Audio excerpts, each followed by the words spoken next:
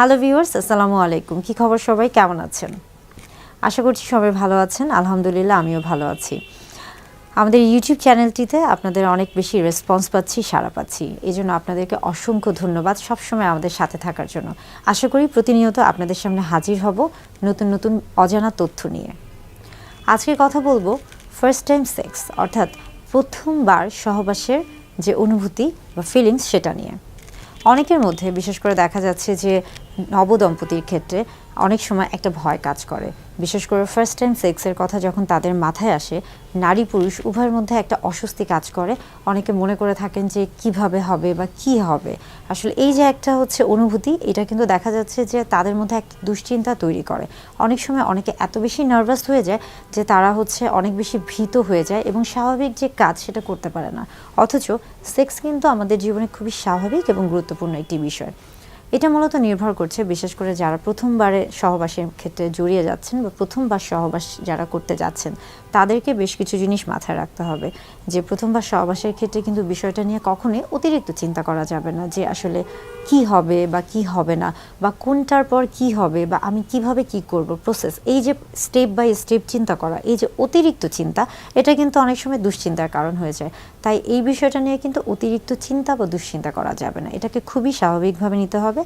এবং পুরুষদের ক্ষেত্রে একটা টেন্ডেন্সি রয়েছে, অনেকে মনে করে থাকেন যে প্রথমবার সহবাসের ক্ষেত্রে স্ত্রীদের, অর্থাৎ তাদের ক্ষেত্রে একটা সতীত্ব প্রমাণের একটা বিষয় চলে আসে। বিশেষ করে অনেকের মাথায় থাকে যে প্রথমবার সহবাসের ক্ষেত্রে স্ত্রীদের হাইমেন বা যে যোনিপথের যে পর্দাটি রয়েছে সেটা হয়তো বা ছিঁড়ে যাবে, বা সেটা হয়তো বা সেখান থেকে অনেক বেশি ব্লিডিং হবে বা রক্তপাত হবে। এই যে একটা ভ্রান্ত ধারণা, এটা কিন্তু অনেকের মধ্যেই রয়েছে।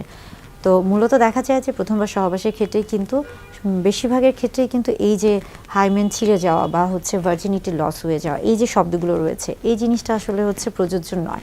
কেননা প্রথমবার সহবাসের ক্ষেত্রে সবসময় যে আসলে অনেক বেশি ব্লিডিং হবে, এটা কখনোই সম্ভব না। বরং এটা আসলে বেশিরভাগ ক্ষেত্রে আমরা বলে থাকি যে স্ত্রীদের ক্ষেত্রে স্ত্রীদের যোনিপথের নিচের অংশে একটা হাইমেন নামক একটি পর্দা রয়েছে, যেটা কিনা একটা ইলাস্টিক বা একটা রাবারের মতো একটি পর্দা। এবং এটা দেখা যাচ্ছে যে হ্যাঁ, প্রথমবার সহবাসের ক্ষেত্রে অনেক সময় অনেকের ক্ষেত্রে কিছুটা ব্যথা হতে পারে বা কিছুটা ব্লিডিং, তবে এটা খুবই সামান্য হয়ে থাকে। এবং এটা তখন হয়ে থাকে বিশেষ করে যাদের দেখা যাচ্ছে যে হাইমেন বা পর্দাটি কিছুটা শক্ত মাংসপেশি দ্বারা গঠিত। কিন্তু তাছাড়া বেশিরভাগ স্ত্রীদের ক্ষেত্রে এটা কিন্তু অর্ধচন্দ্রাকৃতির হয়ে থাকে এবং তাদের ক্ষেত্রে এই যে ব্লিডিংয়ের যে বিষয়টি, এটা কিন্তু থাকে না এবং অনেক সময় পেইনের বিষয়টিও থাকে না।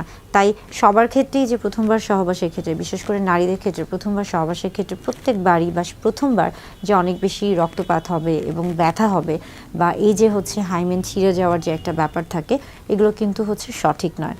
আবার পুরুষদের ক্ষেত্রেও দেখা যাচ্ছে যে পুরুষরা অনেক সময় ভয়ে থাকেন যে তিনি পারবেন কি না বা কিভাবে কি করবেন বা কোথায় তিনি পেনিট্রেশন করবেন, এই যে বিষয়গুলো, এই প্রত্যেকটা জিনিস কিন্তু আসলে নারী পুরুষ উভয়ের ক্ষেত্রে জানতে হবে।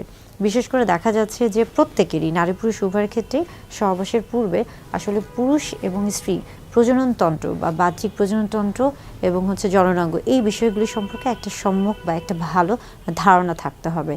আমার কাছে এমনও অনেক রুগী এসেছে যারা নব দম্পতি বা বিবাহিত দম্পতি, অথচ তারা জানেই না যে কিভাবে সহবাস করতে হবে বা এই যে পেনিট্রেশনের বিষয়টি, এটা তারা জানে না। তো এই বিষয়গুলো সম্পর্কে আসলে ধারণা থাকা উচিত।